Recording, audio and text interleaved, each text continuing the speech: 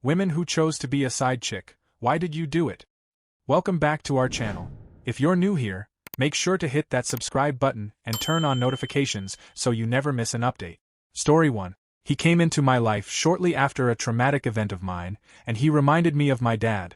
At first, he told me he was single, but when I found out that was a lie, I still stayed. He would say he was going to leave his girlfriend, but of course, he never did. I was so fixated on him being my safe place that even though I would try to distance myself at times, whenever I felt down or lost, I'd run back to him for comfort. It became this vicious cycle, and the emotional pain from it was overwhelming. Eventually, he stopped feeling like a safe place because of how inconsistent he was and how much he hurt me emotionally over and over again. I eventually realized that he never really cared about me. His girlfriend was very religious and wouldn't sleep with him, but I would. He'd send me sexy videos, and whenever I tried to be kind or sweet with him, he'd turn it into something sexual. It made me feel dirty and cheap, but I just dealt with it. Now, looking back, I'm disgusted by it. I was basically just an object to him. I feel like he took advantage of my emotional vulnerability at the time. I know I'm responsible for my own actions, letting him manipulate me, not respecting myself, and not respecting his girlfriend. I feel guilty every day for what I did to her. But the strongest emotion I feel now is hate. I despise him. Story 2. To be clear, I'm not trying to justify what I did. I fully acknowledge it was wrong. I just want to explain the circumstances that led to the situation. I had just started a new job and, after a few months, found myself falling for my married boss. I knew it was wrong and tried to maintain my distance, but we ended up spending a lot of time together on business trip. At the time, I was in a really dark place. I had been on a string of unsuccessful dates that left me feeling rejected and used, gained 40 pounds, and had little to no self-esteem. Meanwhile, here was this attractive, successful man at work who constantly lifted me up, telling me I was smart, beautiful, and that any guy who wasn't into me was an idiot. For the first time in a long while, I felt alive when I was with him, and the chemistry between us felt undeniable. He admitted that he felt the same way about me. We tried to avoid acting on it, but after a year of building tension, we eventually crossed the line. I was fully aware that he was married and that it was wrong. I never met his wife, but from what my colleagues said, I knew she was beautiful, fit, and kind, everything I wasn't at the time. I hated myself for what I was doing but was in such a low place that I settled for whatever scraps of attention he gave me. The relationship was tumultuous, and I tried to end it multiple times, but working together in a small office and my strong feelings for him made it nearly impossible to let go. I even tried dating other people to move on, but I couldn't because I was so in love with him. I felt completely trapped, often crying in the office bathroom, knowing I had to escape. Eventually, I broke things off for good, resigned from the job, and took a $70,000 pay cut just to get out of the situation. Then COVID hit, and the company I joined scaled back its operations. As a new hire, I was laid off, which sent me into a year-long depression. But over time, I managed to rebuild my life. I never intended to get involved with a married man. It happened gradually, and I made a series of poor decisions along the way. His wife eventually found out after I had already resigned, and I know she was the one truly hurt in all of this. I feel terrible for the pain I caused her. Since then, I've gotten back on my feet with a new job, lost the weight I'd gained, and rebuilt my confidence. I also now avoid married men altogether. If this situation were to happen today, I'd like to think I'd make better choices. I wanted to share my experience because I've seen comments that women in these situations are always heartless trying to steal a married man. While that might be true for some, there are also situations that are far more complex and nuanced. Story 3. I met him during my freshman year of high school. He was a senior.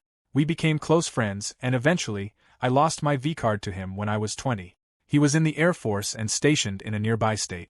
I even met a couple of his girlfriends when he brought them home to meet his parents. Every other visit home, he'd spend the weekend with me but tell his partner that he was just visiting his parents. This went on for nearly 3 years, and I ended things when he hooked up with someone I knew while he was in town, and I was too sick to hang out. At the time, I convinced myself that I was so desirable that someone would cheat just to be with me. But looking back over 10 years later, I realized I had huge insecurity issues and was easily manipulated. He laid all the red flags out in front of me, and I still let myself be devastated when he cheated on me. He had a drinking problem and pushed me to do things that I wasn't ready for, and all the while, I convinced myself that I was being cool and sexy. I could chalk it up to naivety or blame it on being inexperienced in relationships, but the truth is, I was getting attention I wasn't getting anywhere else, and I let that cloud my judgment. Story 4. I had a friend who had a habit of cheating on her partners or dating other friends' significant others. She was incredibly attractive and knew exactly how to charm any man she wanted. When she admitted to me that she had slept with our mutual friend's boyfriend, I realized I couldn't trust her. Our friendship eventually faded away a few months later. Story 5. I had a friend of 25 years who was unfaithful to every partner and often pursued relationships with her close friends' exes. She thrived on being admired for her beauty and talents, but I always felt her actions stemmed from deep insecurity, a constant need to prove her worth to others to feel valued. She once had at least 2 men travel from out of state to visit her, only to leave them stranded at her parents' house because she'd already lost interest and moved on to someone new. She also had a habit of inserting herself into others' life problems as a self-proclaimed savior, only to lose interest within weeks and abandon them, often gossiping about them afterward.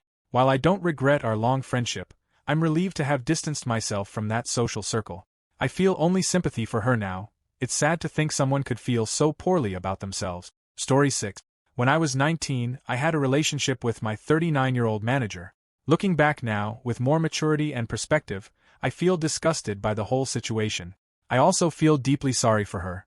She had no idea, and I think they ended up getting married. I don't have much else to say. I just needed to get this off my chest. Story 7. I had no idea for 2 years. When I confronted him after discovering he was making plans on Facebook to move in with another woman, he admitted she was his actual partner and that I was technically the other woman. He even suggested I move in with them, claiming she was okay with it. Needless to say, we broke up, and a few months later, he moved in with her. About a year after our breakup, he called me to complain that she wasn't financially responsible and couldn't manage a household like I did. He even asked me to move to Florida with him. I couldn't help but laugh and told him he should have thought about that before labeling me as the other woman. Story 8. He told me he'd left her, but he hadn't. So, I made it my mission to expose him to her every chance I got. For example, when he sent me letters apologizing or begging me to stay with him, I mailed them to her workplace so she could see exactly what kind of person she was dealing with. Fast forward. He passed away at 35, she received a $950,000 insurance payout, and I was left feeling salty and bitter. LOL. Story 9. I was a mess. Bitter, insecure, jealous, and without any real hobbies or sense of self. Between the ages of 19 and 22, I got involved with a married man 10 years older than me. He left his first wife and married someone else, yet I still kept seeing him, convincing myself he'd eventually choose me.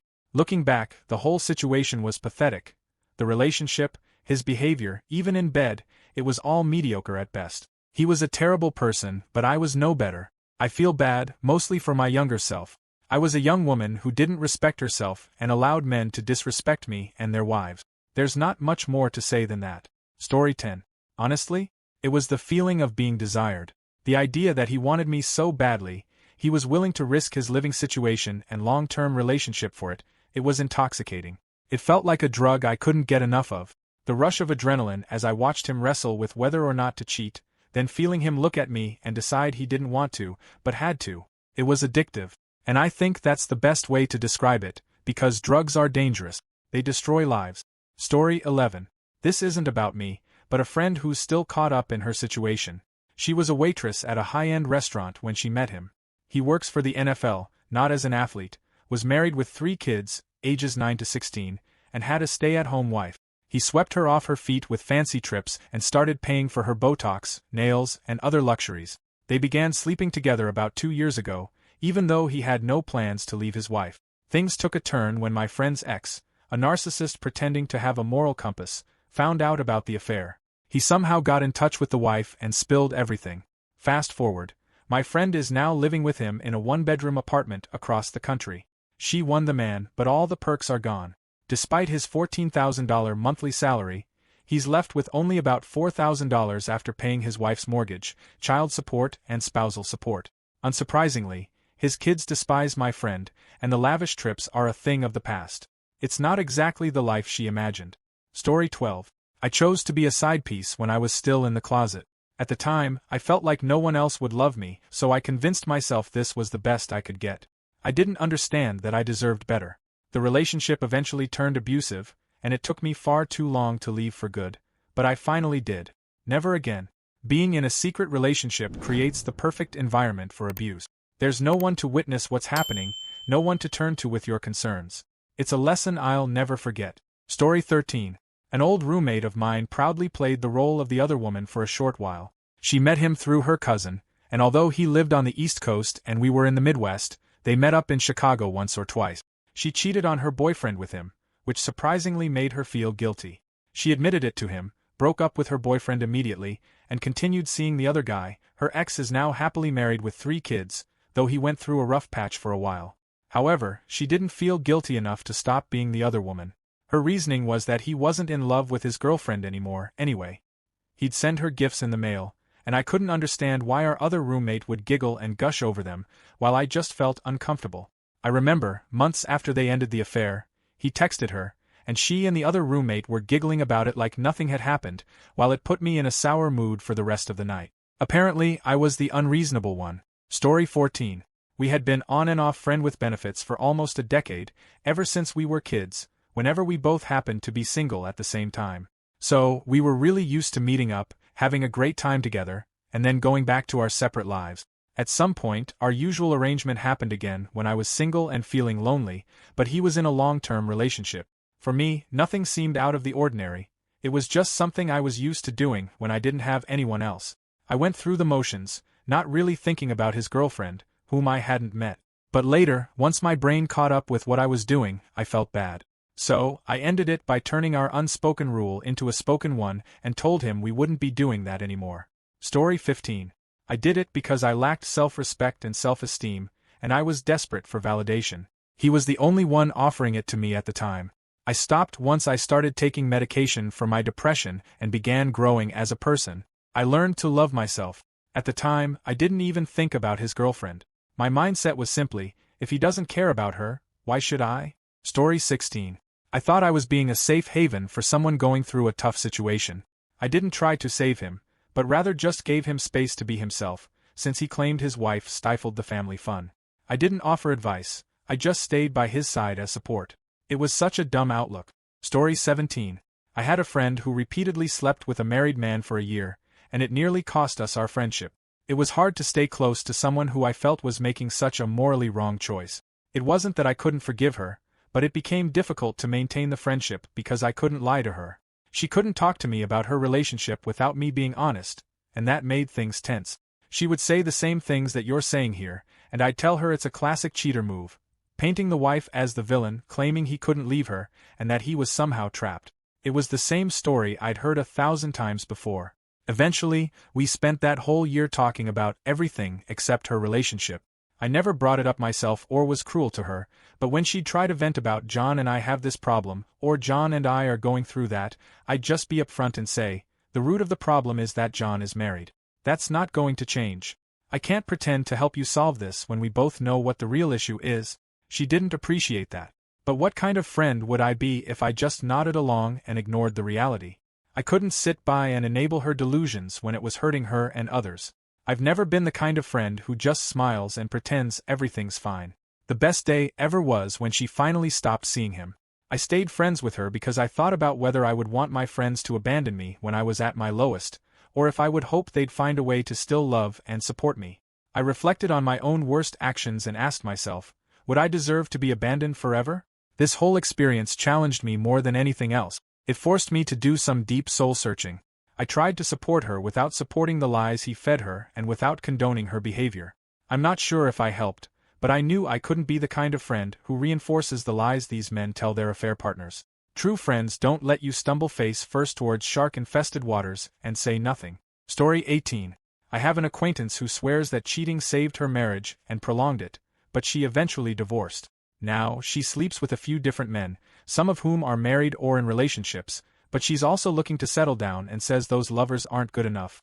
I'm not sure if she's just deflecting or if she genuinely believes that. She definitely seems to feel better about herself now, claims to be a feminist, but has no problem stealing other women's partners. She says everything's fine as long as no one finds out. It really bothered me, especially since a lot of people seem to know and are okay with it. I told her I don't support lying to people. You can try an open relationship or just not have one at all, but cheating is unnecessary. Story 19. Not a woman, but I was the side piece to a guy who swore up and down that he was straight, until he had a drink. Then, he couldn't keep his hands off me. He kept reassuring himself that he was doing me a favor and that I must really want this. His girlfriend was a really nice person, though a bit self-absorbed at times. We had several classes together in school, and I'd occasionally walk her home.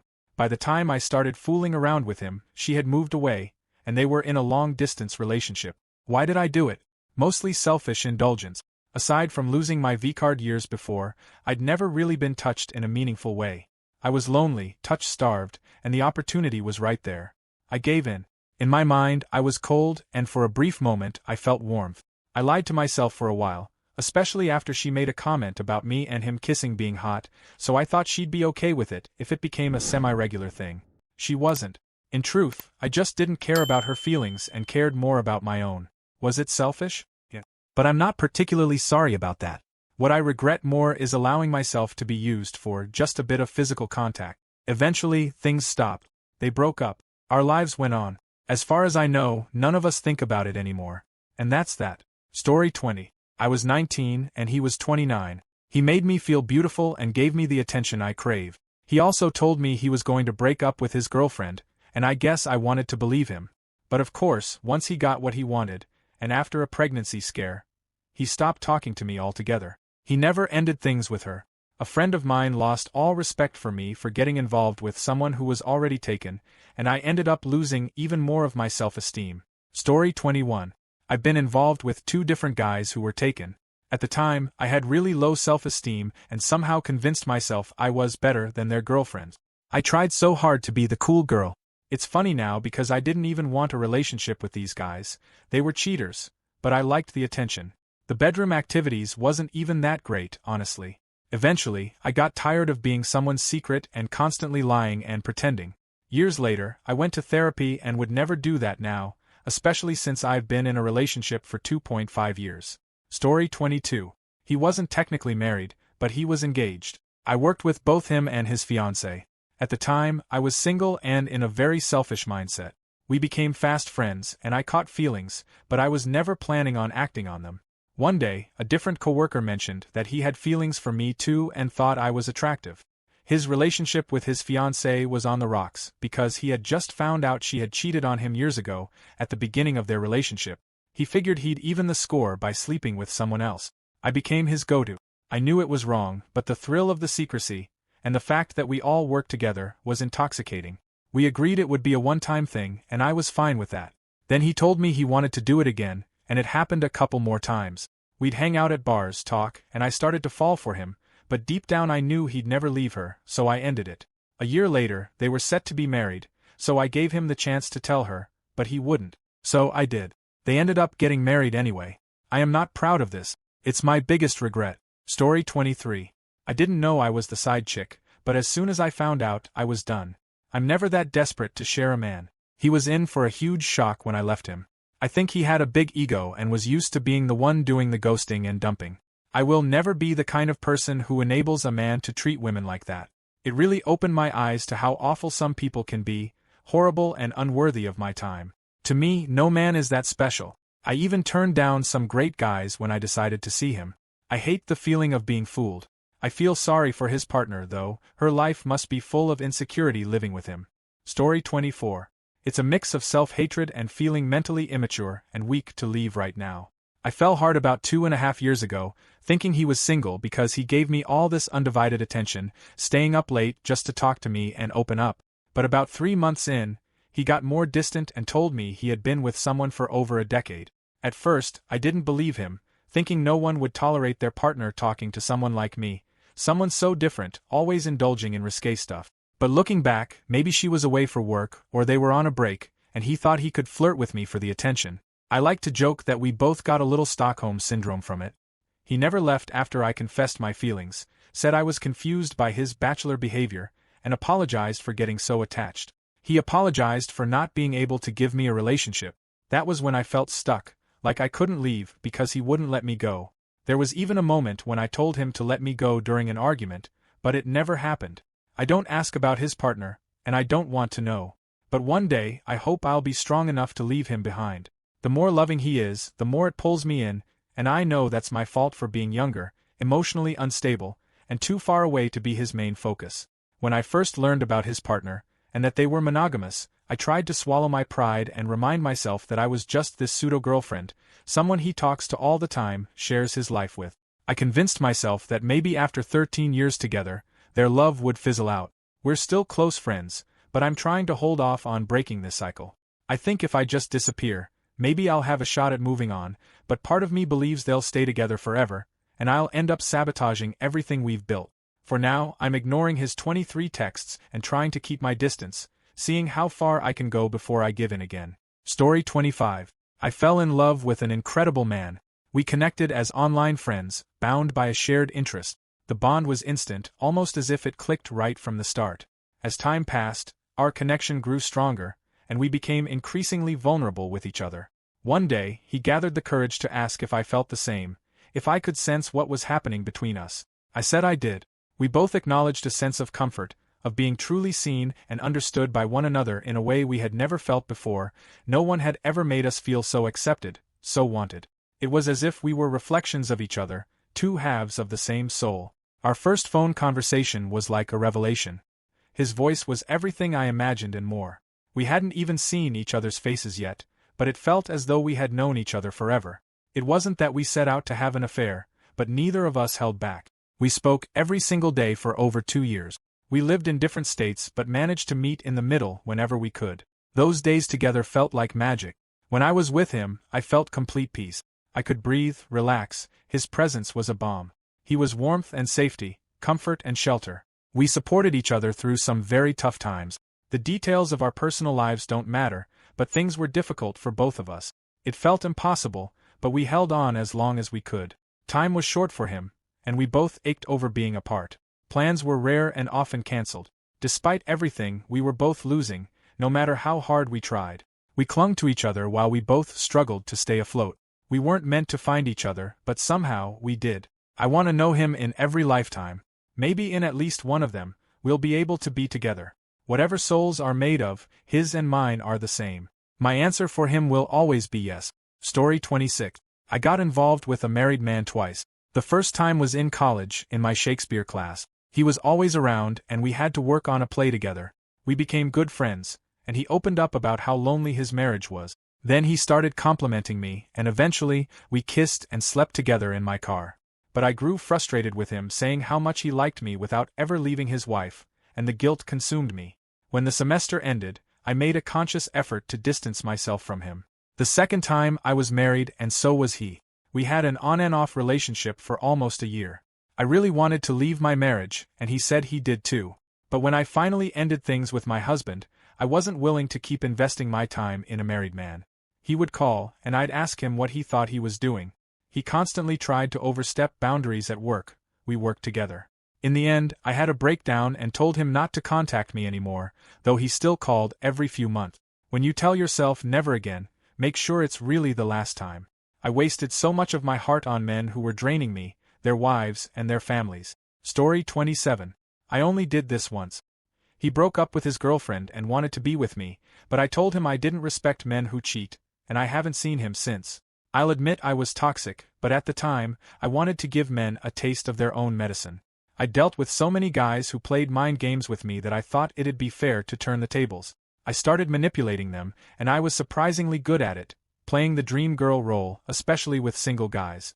But honestly, it didn't feel good. I stopped because I felt awful afterward. Pretending to be someone you are not was exhausting, and it felt like I was betraying myself. Plus, it really messes with the other person's head. It made me wonder if men who treat women that way are just sociopaths. I think they might be. Anyway, it was a very short phase, and I'm never doing that again. Story 28. I was hurting, selfish, and, if I'm being honest, a little competitive. I thought we were in love because I'd never felt anything like what I felt with him.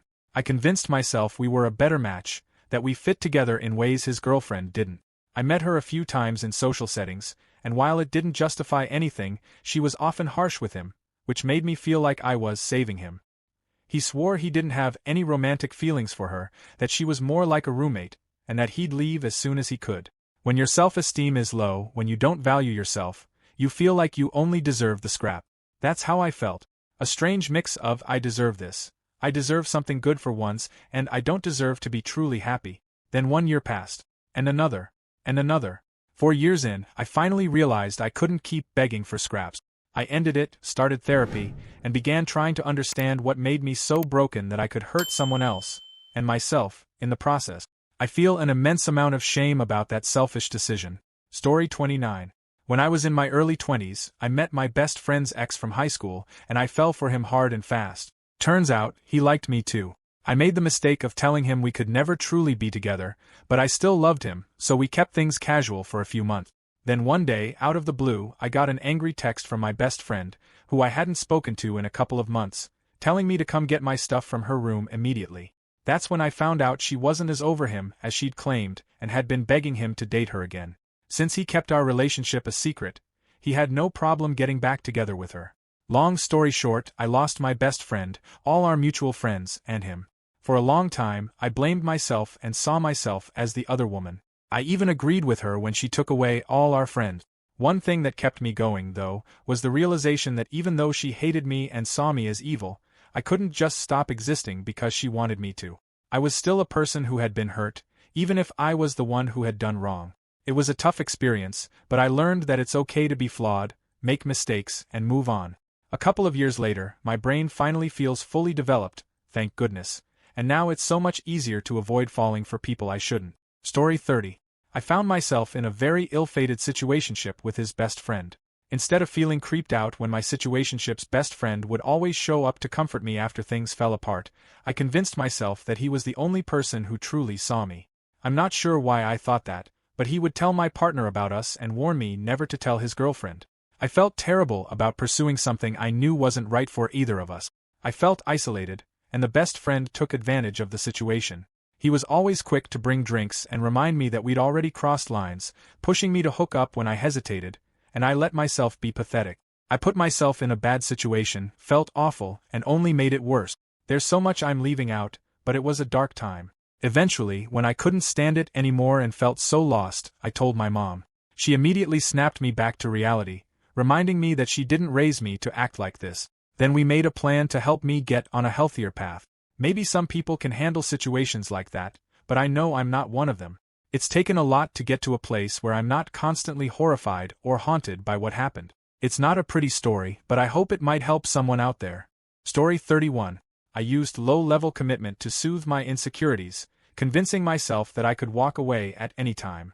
It shielded me from the fear of being unloved. I could tell myself, oh, he's married anyway, so it's not a big deal, even though it felt like a big deal. And when issues came up, it was easy to place the blame elsewhere. Looking back, I realize I had a lot of personal issues I'm still working through, with the help of therapy and distancing myself from those situations. What I've learned is that I deserve someone who can be fully mine, 100%. Story 32. When I was 20 or 21, I got involved with a man who was 28 or 29. He was a family friend, and I always felt comfortable around him. One thing led to another, and we started sleeping together and hanging out frequently. But because he was not only a family friend but also my boss at the time, and had a girlfriend, no one could ever find out. His girlfriend wasn't well liked, though that's no excuse. I don't think he was happy with her either. Eventually, I developed feelings for someone I worked with and asked him out. As my feelings for him grew stronger, I became honest with the family friend, telling him that I couldn't keep going down this path, and that he shouldn't either. I ended up dating my coworker for 4 years. Looking back, I'm not sure what would have happened if I hadn't met the coworker. What I know for sure is that my time with the family friend was unhealthy. My self-worth was rock bottom. I'd show up at his house drunk, constantly anxious, waiting for his calls and attention. It was a tough time. Now, reflecting on it, it feels like someone else lived that life. Life really is wild. Story 33. I was a mistress for 5 years. It started as casual thing. He was in a don't ask, don't tell live-in relationship with kids. I thought I could avoid disappointment and frustration by having a non-traditional attachment. I believed I could love someone and enjoy great intimacy without the complications or expectations of being his primary partner or living together. I valued my freedom and privacy, and it seemed like a sensible choice at the time. Plus, I really liked him. What I learned is that men can disappoint you in ways you never imagined, no matter what role you play. There's no one more selfish than a man who feels entitled to juggle multiple women. Our constant fighting eventually became so toxic it started to impact my health. Story 34. Some of the stories here reflect double standards, and it's clear when you really think about it. The motivations behind some of these responses are worth considering. No one here is without fault or regret, and a lot of the blame seems misplaced. Let's not forget, the married person made the commitment to their spouse, not the other person involved. That doesn't necessarily mean the other woman should feel guilty. That's a personal decision for her to make if she feels anything at all. Ultimately, when someone who's married behaves as if they're single, the true issue lies with them. They're the ones playing with others' emotions, feeling entitled to act selfishly. If things were as simple as some make them out to be, we wouldn't even need this discussion. Story 35. Looking back, I can see now that I was groomed in some ways, though I didn't realize it at the time. I was 19 when I met him, and he was 30. At first, I didn't know he was married, and by the time I found out, I was already convinced we were destined for a fairy tale romance. We didn't live in the same city, so our meetings were rare, mostly when I visited my grandparents and cousins.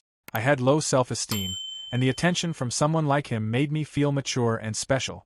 It wasn't until years later that we became physically involved, and by that point, I was an adult and should have known better, but when I was with him, I felt like a love-struck teenager again.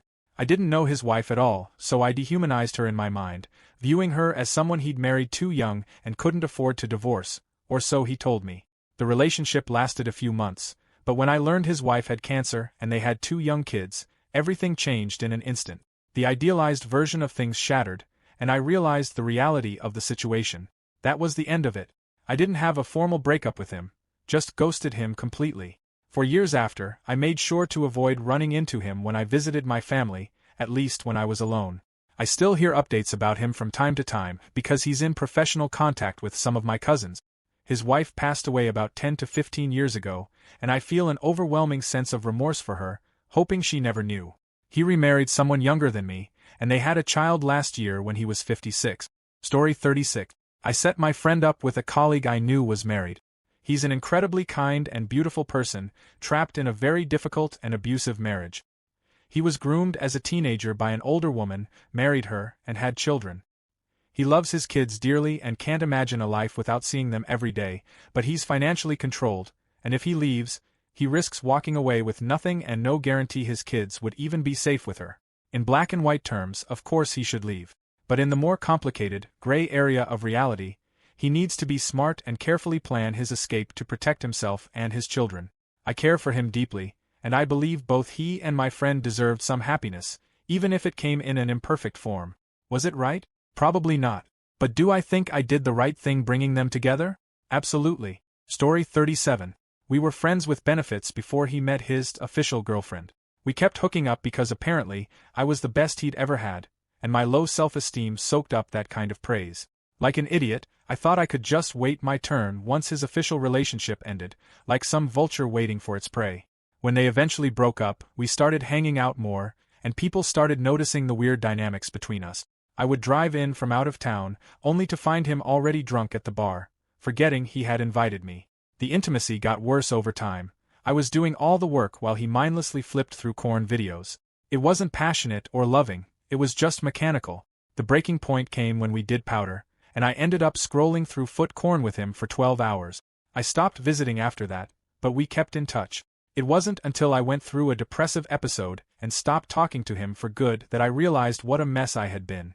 During that dark time, I reached out for support and all he cared about was, "When are you coming over for some fun?" Honestly, I'm kind of grateful for that depressive episode. The self-reflection and recovery made me finally wake up and think, what the hell am I doing? Story 38. I was the other woman for about 2 very uncomfortable weeks. Thankfully, he got divorced. It wasn't fun, and I'm glad it ended. I have a friend who got involved with a guy she couldn't resist. She ended up alone with him, but he wouldn't leave his wife. Eventually, she told the wife, they split, and then he couldn't give my friend what she wanted, so she dumped him. Another friend has been the other woman a few times without major fallout. For all 3 of us, it didn't feel like we had much of a choice in the moment. Sometimes the attraction between people is just that strong. I usually recognize these situations and steer clear because I can't handle drama, but this one snuck past my defenses. It was a musical situation, of all things, but the choice part is to avoid these situations, even though the mutual attraction feels intense. I don't think cheating is inherently wrong because life is messy and complicated, but I do think that when relationships are past their expiration date, cheating becomes a coward's way out. It's cowardly, but it happens. I just never want to be the one to break up a marriage. It's not my style, and it's not something I'm interested in. Cheating does cause a lot of pain, though, pain that lingers, especially when kids are involved. That's usually enough to keep me away. In my case, he had already destroyed his marriage and was about to end it anyway when they went back to their country, so I didn't feel like I was the one breaking them up. But it still felt like BS. Could have hurt a lot of people if it came out, and it caused me so much anxiety and confusion that I felt like I was losing my mind. Story 39. I was in a relationship with a guy who was openly polyamorous. He had a primary partner he'd been with for 7 years, and she was more of a traditional girlfriend for things like family events and such. Why did I do it? Well, I was single, and it seemed like a good idea at the time. What started as something casual turned into dating, but we kept it low-key and didn't really tell anyone. He's a great guy, but sometimes he could be a bit much, so I enjoyed the balance of having a partner sometimes and having my own space at other times. When it worked really well, because I didn't want a full-time partner. How did it end? We broke up. Over time, I grew to love him, but I didn't feel prioritized the way I needed to, which, as expected in this dynamic, caused a lot of anxiety. When you add in the height of COVID, it felt like the right time to let go. The breakup hurt, but it wasn't entirely unexpected. All things considered, it was a valuable experience. I learned a lot about my own needs in relationships, how to have tough conversations, and how to handle jealousy. I'm a much gentler person now, and I'm really grateful for that. Story 40. He told me he was in an open marriage, and that his wife also had multiple partners. I believed him because several mutual friends confirmed the same thing. But in hindsight, I should have walked away right then and there. There were moments when I sensed he was lying, but I brushed those feelings aside. The whole experience was one of the most traumatic things I've ever been through. After he passed away from cancer, I learned that he had newborn children and a wife who had no idea about me. She believed their marriage was monogamous and had gotten pregnant while I was involved with him. Looking back, my reasons for engaging in that polyamorous situation were rooted in my own emotional struggles. I had lost hope in the idea of a lasting, healthy relationship. I wasn't ready for commitment and couldn't imagine a future where I could trust someone. I just found him attractive and wanted to explore without the weight of any long-term expectations, especially after a difficult breakup. Story 41. I was very young, just turned 18, and came from a highly dysfunctional and unhealthy family. He was 9 years older, and at first, he lied about being single. When he finally admitted that he was married, I couldn't see his wife as a real, tangible person. The idea of possibly breaking up a family didn't register for me at the time. To be clear, I knew it was wrong, but I didn't feel the weight of how wrong it truly was. As I got older, though, the reality set in that there were children involved and vows had been made, and that's when I finally ended the relationship, even though it had lasted for 3 years. Ironically, after I left him, he eventually left his wife. He later told me that without something to look forward to, like spending time with me, he had to confront the truth that he couldn't live the rest of his life in a marriage that made him miserable every single day. They both remarried to people they were much more compatible with. Nearly a decade later, I met someone incredible who helped me work through the lingering trauma from my childhood. Even though the outcome for all involved has been relatively positive, I know that both his and my actions at the time were unquestionably wrong. Story 42. I was so young and needy at the time. He lived in another state, and whenever he was in town, we'd spend all our time together. I didn't know he was married at first, but eventually, he admitted not only that he was married, but that he had a young baby at home too. I convinced myself it wasn't really me doing anything wrong, it was him cheating, not me. He'd tell me that his marriage was practically sparkless and that they'd gotten together too young. He also said he was deeply in love with me and was just waiting for the right time to leave her. After about 2 years, we made plans to move to another state together. I had this fantasy of a perfect future where his daughter could visit, and eventually, we'd have kids of our own. I was living in a complete fantasy world. I quit my job, gave up my lease, and booked a one-way ticket. Then, just the week before we were supposed to leave, he called and told me he couldn't do it. He tried to tell her, and of course, she was furious. She threatened to keep his daughter from him and take everything away. I remember that phone call so clearly, even though it was over 30 years ago. I didn't even say anything when he stopped talking. I just put the phone down and never spoke to him again. I ended up making the move on my own and built a wonderful life for myself. A while ago, I searched for him on Facebook and found that he stayed with his wife and had 2 more kids. Seeing his happy family with close, smiling kids gave me a strange feeling. As much as it hurt at the time, I'm so grateful we didn't end up breaking up that beautiful family. Story 43. When we met on Tinder, I had no idea he was married. He was tall, handsome, and in great shape, and we hit it off instantly. The day after we slept together for the first time, he told me he was unhappily married to a woman who lived a few states away.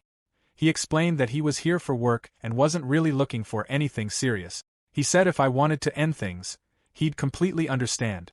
Despite knowing the situation, I found myself missing his company, so when he messaged me a few weeks later, we started hanging out again. Over the course of 6 to 7 months, we'd spend a few days a week together, sleeping together on a handful of occasions. When he told me he was being reassigned closer to home, we both felt sad, knowing our friendship would come to an end. I told him that if, in the future, he returned and was no longer married, and if I was still single, I'd love to pick up where we left off. He agreed, saying he felt the same. After that conversation, we said our goodbyes. A day or two later, I happened to drive by his apartment complex and saw him moving out, hauling boxes to his car while a moving truck loaded up the rest of his things. He lived down the street from me, so it wasn't stalking. I just took the same route home from work every day. I never heard from him again. I still think about him from time to time and mostly just hope that he found the happiness and companionship we shared, even if only for a short time. Story 44. Hey, just a heads up to anyone flirting with a married man who's telling you his marriage or wife is the problem. I know they can be really convincing, but try telling him you'll wait until the separation or divorce is official. That's when you'll see how much he truly cares about you and how bad his marriage really is, or if he's just a narcissist trying to cheat. It's not foolproof, but I've seen a lot of women fall for the same kind of narcissist, and from my experience this usually clears things up pretty quickly. Thank you for watching. If you enjoyed this video, be sure to give it a thumbs up, subscribe, and hit the bell icon so you never miss an update.